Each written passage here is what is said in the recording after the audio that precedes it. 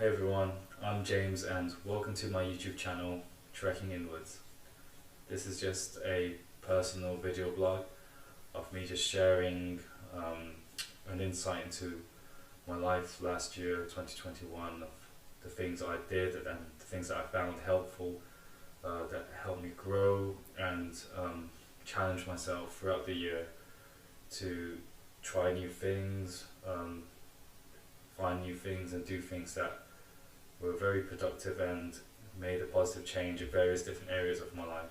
I just want to make this YouTube channel to share some of the things that happened during that time, where I started and where I've ended up now, and the differences I found from each and everything.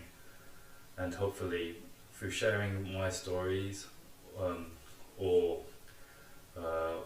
my experiences, maybe you will find something that will be beneficial in your life, or perhaps you're just interested in hearing what I'm up to and what I'm trying out. So to give some context, in 2021, in the beginning of the year, maybe like a lot of people, I had gone through a big breakup, finishing a relationship of 9.5 years.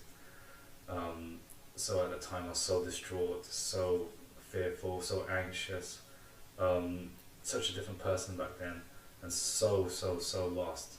I essentially had hit rock bottom in different ways and really didn't know where I was going. And this is on top of everything else that was happening around the world as well, given the global situation right now. So I was really fortunate to have some people in my life that helped me kind of guide me initially and continually through my journey now, to make steps to kind of rectify with myself and find my grounding and eventually kind of stabilize myself to the point where now I can focus on my growth on top of the foundation that I have now. So I was fortunate enough at the end of the breakup that my workplace allowed me to have 3 weeks off, like sick leave, to just settle down. As I explained, I was mentally not in the right headspace and I needed some time off, and I'm absolutely grateful that I had that time. I was allowed to have that time off and they were very understanding of me.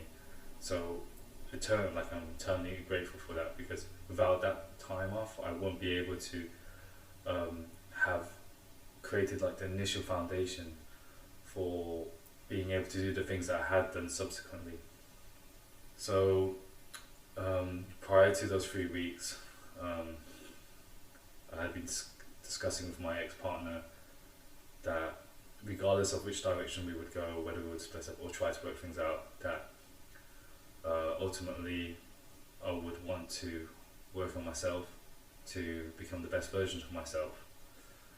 Because regardless of any situation in life or where you are, you need to kind of be the best, be at your best capability in all senses, not just at work, physically, but also like mentally, emotionally, and find some harmony in all that together. One of the things I found most valuable in the 3 weeks off was that having that time there would allow me to kind of simmer a lot of the emotions, but more importantly allow me to spend a lot of time with myself, which was one thing that I was quite fearful of. So after those a few initial days of the fear, somewhat naturally it came down just because nothing really happened. Like I would just be thinking in my head, and a lot of things about the breakup, about these fears about the future, what's happening in my life, what's going to happen, kind of simmered down as the days passed by, and nothing really happened in a way, because I realized as days went by, in the way I could and the capacity I could at the time, things were going to be okay day by day. Not to say that I was had recovered at all. So one of the most beneficial things I did during that time, in those 3 weeks, every day I went to the forest. There's a forest nearby that's very untethered, so very natural. It doesn't have man-made paths and that sort of thing. So you have all the forestry and trees that block out the cityscapes, and it gives you a really nice sense of isolation and separation from city life. And even though it's in the city in London, um, it's still very natural in its setting, and this really takes you out of it. So I would leave my phone and spend minimum an hour and a half to two going into the forest, and sometimes just sitting on a bench quietly, trying to find a remote place hidden within the forest, and just stand there for 10-15 minutes and then kind of absorb the environment. And I think this kind of really took me out of things. At the time there was so much anxiety from just the way I had been living previously, and for other reasons, and this somewhat kind of took my myself out of my head somewhat gradually each and every day, and kind of reminded me a little bit more of your sense of well-being in many different ways, like be more conscious of yourself, not just being in your head and thinking about what's happening tomorrow, what these goals I need to achieve, and just kind of thinking ahead and racing ahead all the time. I work in an industry that's very fast-paced, and often we're always looking ahead and trying to compete, try to better ourselves, try to constantly improve and learn. It's constant. And because it's so global as well, people can do it from all around the world. You're always feeling like you need to be one up a little bit.